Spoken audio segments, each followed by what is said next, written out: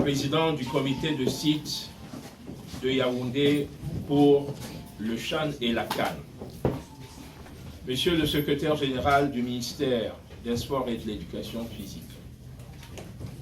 Messieurs les représentants des administrations partenaires dans le cadre du suivi des travaux de construction du complexe d'Olembe, Messieurs les représentants des forces de défense et de sécurité, Monsieur le représentant de l'entreprise Aegis, assistant du maître d'ouvrage pour le contrôle et la surveillance des travaux du complexe sportif d'Olembe, Messieurs les représentants des entreprises Grupo Piccini et McGill. Je voudrais vous adresser mes salutations les plus chaleureuses et vous savoir gré de votre présence à cette réunion dont l'objet principal est l'organisation de la clôture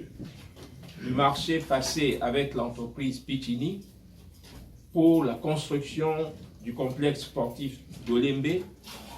et le transfert de la responsabilité du chantier et des opérations à l'entreprise McGill, choisie par la haute hiérarchie pour l'achèvement et la livraison du complexe d'Olembe à bonne date. En effet, par décision numéro 253/1007 par CAB du 29 novembre 2019, j'ai procédé sur instruction de la présidence de la République et en respect de la réglementation applicable à la résiliation du marché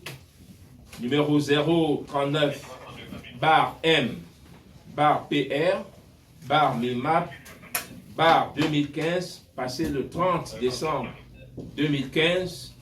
avec l'entreprise Grupo Piccini pour la construction du complexe sportif d'Olembe à Yaoundé. Je voudrais d'emblée préciser que la présente réunion d'information et d'orientation est consacrée à la communication des indications du gouvernement à travers le ministère des Sports et de l'Éducation physique, maître d'ouvrage, sur les actions à mener dès à présent, immédiatement. Il ne s'agit donc pas d'une séance de débat sur l'opportunité de la décision du gouvernement camerounais, décision qui du reste est irrévocable et prise dans le sens des intérêts bien compris de l'État camerounais. Après la résiliation dont je viens de faire part, notifiée par voie d'huissier à l'entreprise Piccini et qui a été invitée à la présente réunion également par voie d'huissier, donc invitation dûment notifiée à l'entreprise Piccini, nous sommes à présent interpellés par deux opérations. 1. La clôture effective du contrat de Piccini. 2. Le transfert immédiat et irréversible de la responsabilité du chantier à l'entreprise McGill. En ce qui concerne la clôture du marché résilié, il s'agit d'établir de manière précise et à l'amiable la situation des droits respectifs de Piccini et de l'État au moment de la résiliation. Un premier élément objectif de travail est le procès-verbal d'évaluation contradictoire des travaux réalisés par Piccini, établi le 29 novembre 2019 et signé de Piccini et de Aegis. Document très important dont il ressort globalement qu'après vérification, poste par poste et descente contradictoire Aegis-Piccini, le pourcentage global d'exécution des travaux est de 74,53%, tandis que le gap entre les travaux et le décompte numéro 12 payé est de 9,07%, soit 6 milliards 478 527 446 francs CFA de trop perçus par l'entreprise Piccini.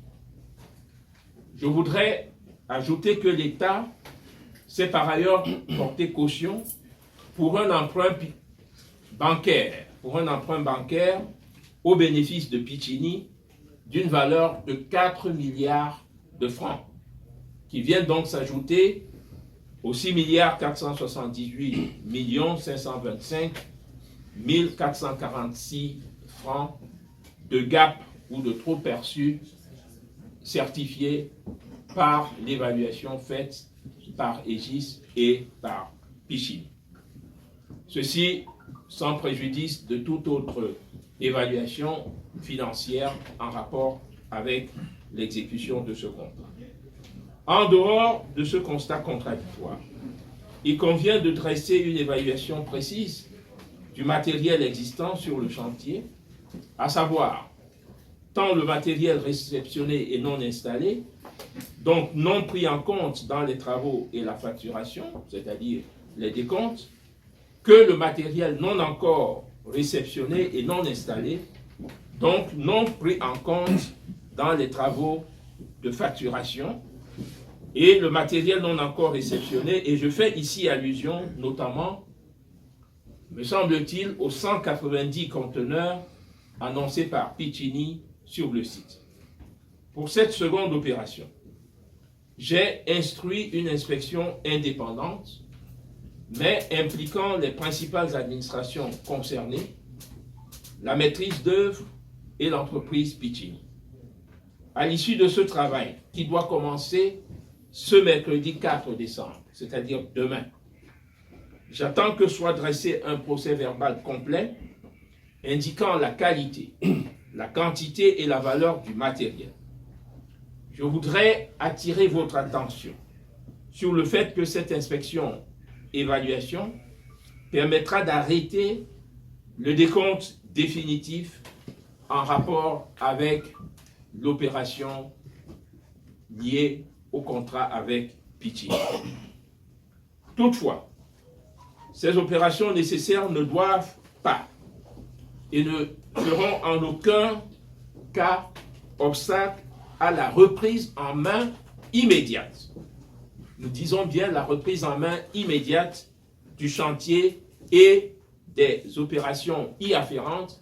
tant il est vrai que nous avons déjà perdu beaucoup de temps avec globalement une année de décélération des travaux, d'arrêt des travaux et même d'abandon du chantier, sanctionné par une reprise très timide et une mobilisation très insuffisante du personnel sur le site qui indiquait clairement l'incapacité et les défaillances qui ont conduit à la résiliation de ce contrat dans, je le dis, dans le cadre de la recherche des meilleures garanties pour le gouvernement camerounais à l'effet d'assurer l'entière disponibilité et la parfaite fonctionnalité de cette infrastructure sportive qui aurait dû être à cette date achevée. Cette infrastructure sportive aurait dû être achevée à cette date, mais nous sommes au regret de constater que l'aire de jeu, par exemple, est inexistante, c'est-à-dire la pelouse, ce qui est une situation exceptionnelle et inédite dans la mesure où nous avons fait le tour des infrastructures sportives du Cameroun, notamment celles vouées à la compétition CAN. Le complexe d'Olembe se trouve dans une situation anormale, dans une situation exceptionnelle. Partout ailleurs, la pelouse est verdie, la pelouse est là, visible, et les aires de jeu sont exploitables. D'où, d'ailleurs, la décision prise par la CAF d'organiser le CHAN tant Japoma, le beau complexe sportif de Japoma, qui lui est achevé, que au stade de la réunification de Douala, avec son annexe, réhabilité avec bonheur par l'entreprise McGill, ici présente, Kagawa, avec la belle infrastructure de Houndé Adja, réalisée par le groupement Mota Engil. Ne parlons pas de Kwekong, qui avait déjà été réalisé par une entreprise chinoise, ou même du complexe sportif de Limbe. Alors, en ce qui concerne le transfert de la responsabilité du chantier, je demande à l'entreprise Piccini de bien vouloir immédiatement mettre à la disposition de McGill les espaces de travail nécessaires à la direction de ce chantier. Au cas où, pour des besoins pratiques, incompressibles et compréhensibles, au regard du processus ou des exigences de la clôture, l'entreprise Piccini souhaiterait conserver à titre transitoire et très provisoirement des espaces de travail sur l'installation de ce chantier, et tant que ceci ne gêne pas le déploiement de l'activité de McGill, il lui reviendra de proposer que soient données les autorisations nécessaires y afférentes. En ce qui concerne le volet sécuritaire, j'instruis que l'entreprise McGill prenne immédiatement le contrôle de la sécurité physique du chantier avec le bienveillant mais ferme soutien, j'y insiste, et le chef de l'État l'a instruit, le ferme soutien des forces de défense et de sécurité, dont je salue au passage le professionnalisme, la rigueur et l'efficacité. Les forces de défense et de sécurité doivent accompagner et sécuriser la reprise en main immédiate de cette importante infrastructure en chantier. Et ceci sous la coordination de Monsieur le gouverneur de la région du Centre, président du comité de site, qui pourrait tenir une réunion de sécurité ou des réunions de sécurité après cette séance de travail de passation, de relais pour l'installation de McGill sur le site d'Olémé. À tous et à toutes, je voudrais rappeler que la construction du complexe sportif d'Olémé, ouvrage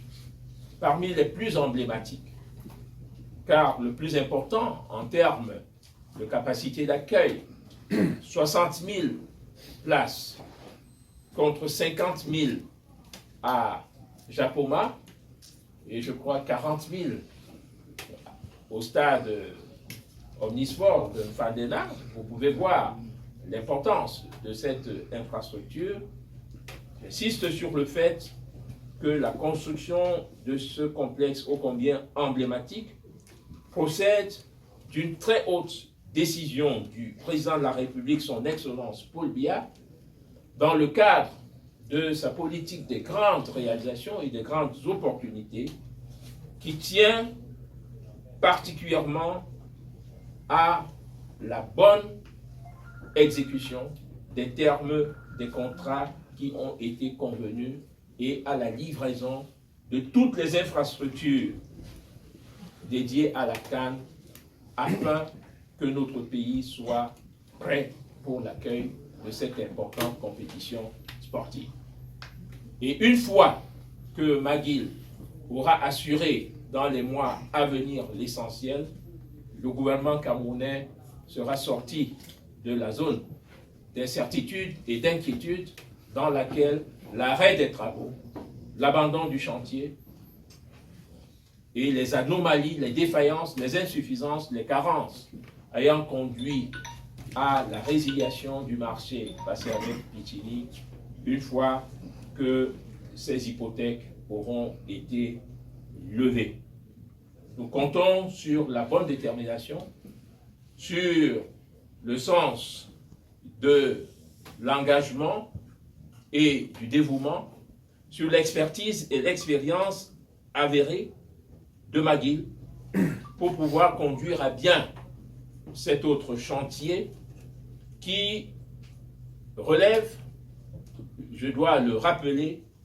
d'un enjeu de souveraineté du Cameroun. Car, il convient de le souligner avec force, tant le CHAN que la CAN sont des activités de souveraineté de l'État camerounais et qui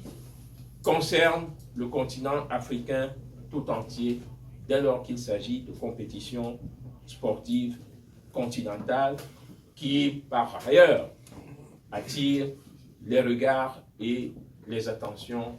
de téléspectateurs et de supporters du football du monde entier. Et le stade, le complexe sportif d'Olembe est l'un des piliers opérationnels de l'architecture CAN au Cameroun. L'État sera donc particulièrement vigilant sur la qualité des opérations et l'implication positive de tous les acteurs concernés pour la réussite de l'achèvement et de la livraison du complexe sportif d'Olembe dans les délais les meilleurs, tels qu'ils figurent dans l'engagement mutuel pris par le Cameroun et l'entreprise McGill. Merci pour votre bienveillance et aimable attention.